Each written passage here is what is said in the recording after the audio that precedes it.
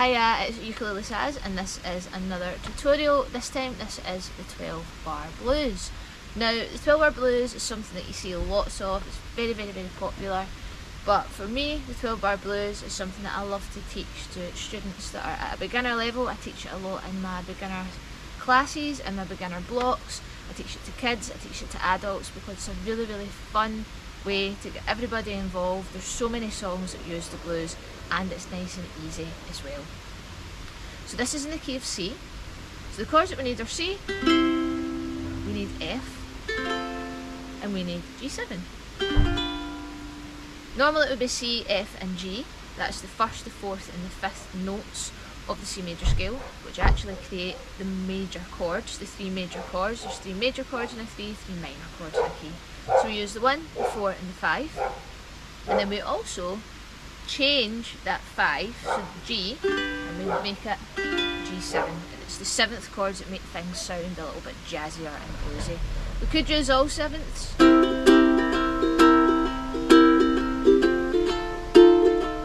And it's going to sound mega bluesy, but because this is more suited for beginners, we're going to keep it really simple and just make the G7 the 7th chord.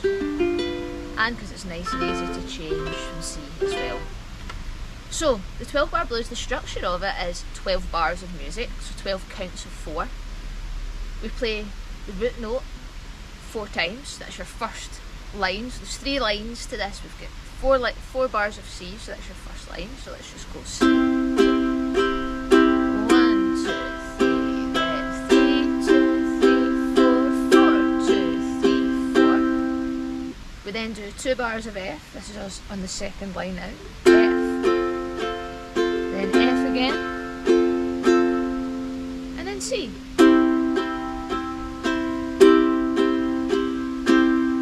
And then the last line, we're going to play 1 bar of G7, and then 1 bar of F, and then C, and then G7. Essentially got 4 bars of C in the first line, 2 bars of F, 2 bars of C again, and then we've got G7, F, C, and G7.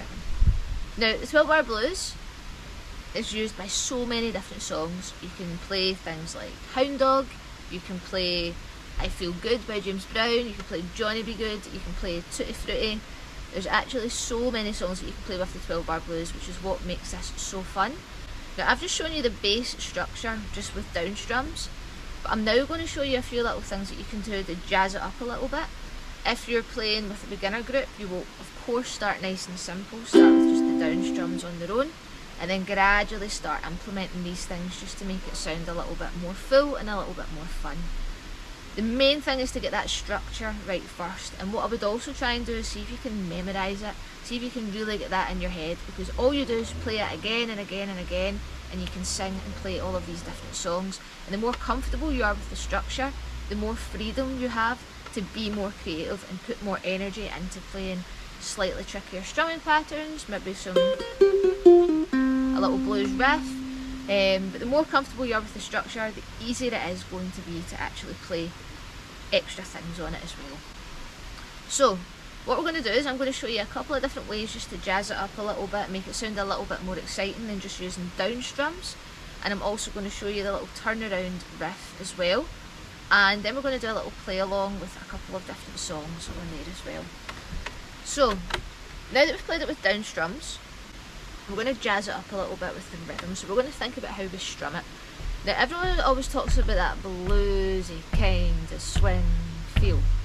When we do the bluesy kind of feel, we are going to hold down the down strum just a little bit longer. So let's hear the difference.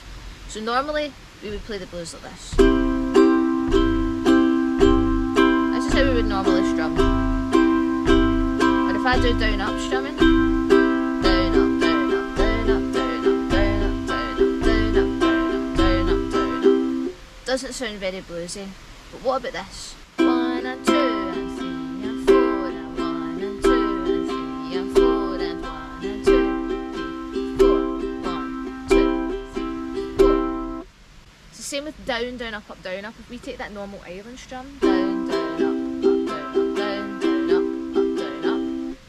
emphasise the second and the fourth beat. It's down, down, up, 1, 2, and 4, and 1, 2, and 4, and it can become a much more enjoyable, swingy, nice feel to it, and just totally changes up how the song sounds and makes it sound a little bit less robotic as well. So you can choose what you would like to do for the strumming pattern.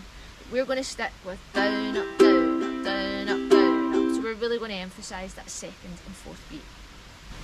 Something else I like to do in this one, just to jazz it up, make it sound a bit more fun, is to really emphasise that last line. So rather than just doing G7, 2, 3, 4, F, 2, 3, 4, C, 2, 3, really boring. Instead we do this.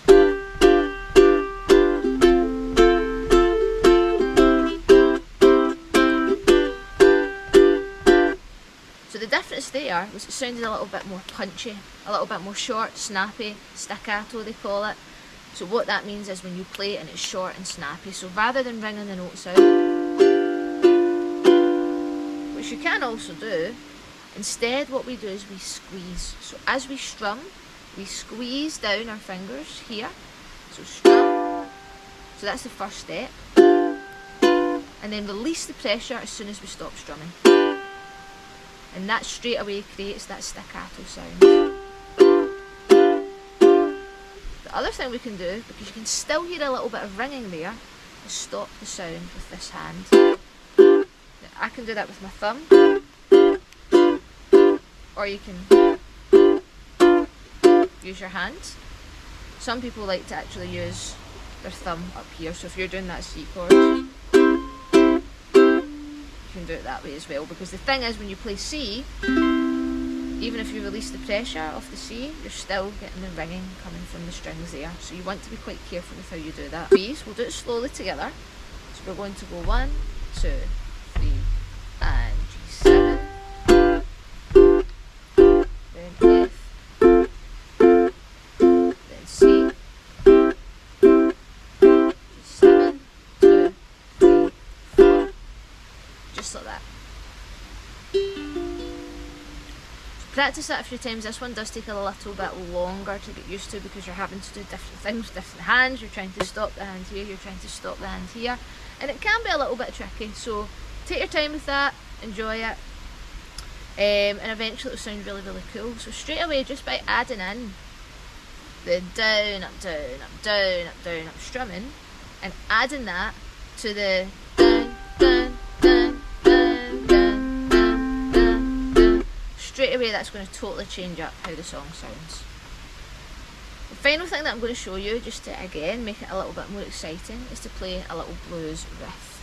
So for the blues riff, I'm going to play 3rd fret, 1st fret. So we're going to play the notes C, B flat, C, B flat, that's on the A string, and then on the E string we're going to play 3, 2, 1, which is G, G flat, F, so C, B flat, G, G flat, F, and then on the C string we're going to play our D flat, or C sharp, and then C. I don't know why I said C sharp and D flat, because that's not true. Play E flat and C.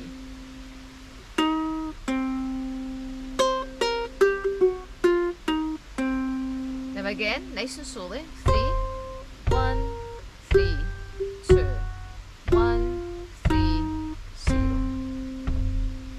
Now this is called a turnaround, and how I see that is when you play the turnaround, it turns you back around to the start of the 12-bar blues again. Now if you end on the C note, it does sound finished, because if you start on the C chord and end on the C chord, it sounds complete, like the full circle. So when you play the riff or the turnaround, nice and slowly, 3, 1, 3, 2, 1, 3, 0. And again, you can vary that up. All I'm essentially doing there is playing the C blues scale from the high C to the low C. But you could do that forwards. Just like that. And then backwards.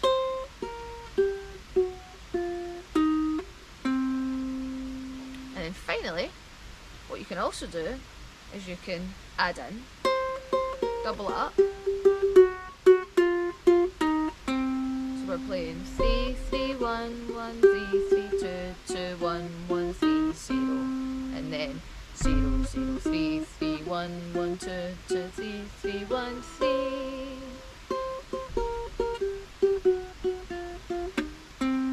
And that just takes practice, but again, having your fingers close to the fretboard, each one has its own fret, this becomes a lot easier. To give it that swingy feel with a double.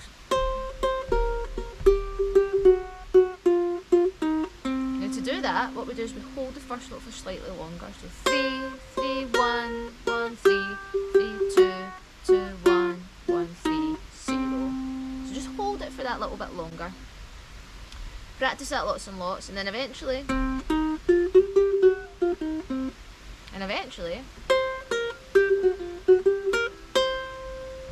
can start adding in fun wee riffs like that, and coming up with your own little creations instead of just playing the scale forwards and backwards.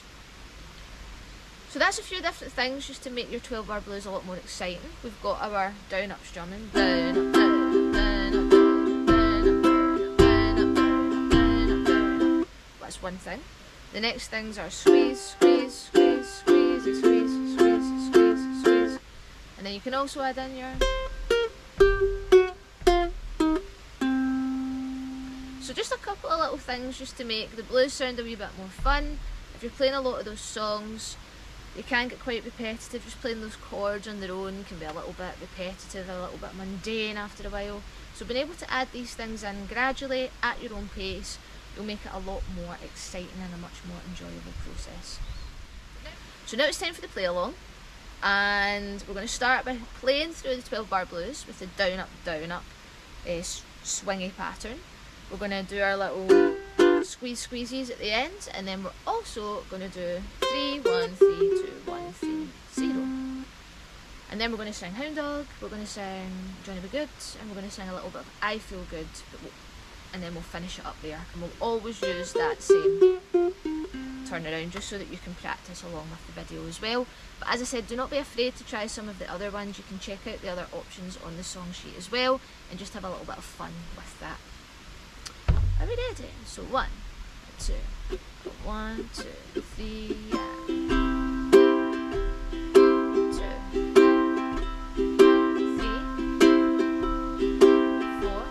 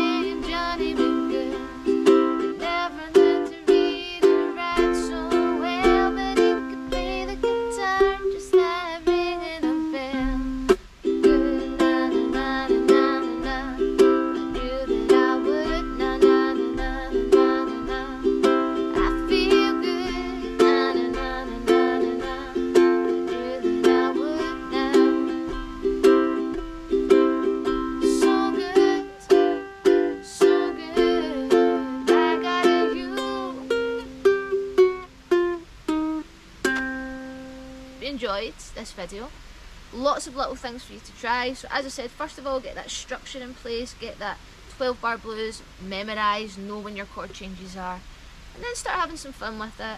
Maybe add in a little strumming pattern, maybe add in the turnaround, add in some of those staccato, short and punchy strums. But try these things all separately, try them as techniques first, and then gradually build them into the overall performance. So yeah, thanks for watching the video. Let me know what you think in the comments. Check out my social media so you can follow all of my accounts on Instagram, Facebook, so you can see the shenanigans that I get up to in my daily life as a ukulele teacher in Scotland. And if you do want access to the song sheets, the theory sheets, and all of the little nuggets of knowledge that I give you on top of the video, you can check out my Buy Me a Coffee page, Ukulele Saz, and you can be a Tab Shack member for £3 a month, where you'll get access to all of these theory sheets, song sheets, nuggets of knowledge, and you'll get some discounts on some of the ebooks and things that I will be releasing very shortly as well. So yeah, thank you very much for watching this video. I hope you enjoyed, and I will see you the next time.